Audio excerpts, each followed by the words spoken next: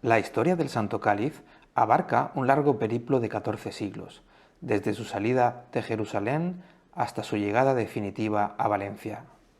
Cuenta la tradición que tras la última cena el cáliz fue guardado y utilizado por los apóstoles, y que San Pedro lo trasladó a Roma, donde fue usado por los primeros papas.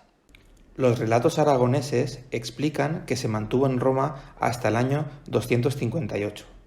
El Papa Sixto II, temeroso de las persecuciones a los cristianos por el emperador Valeriano, confió el cáliz a su joven diácono Lorenzo, originario de Huesca, lugar al que finalmente envió para que sus padres lo protegieran.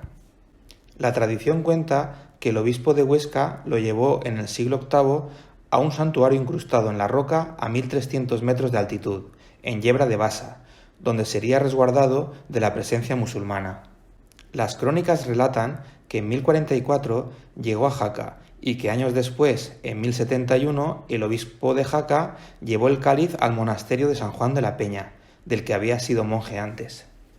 Es en este periodo cuando el cáliz fue popularizado entre los peregrinos, que hacían el Camino de Santiago, dando origen a las leyendas de los caballeros del Santo Grial.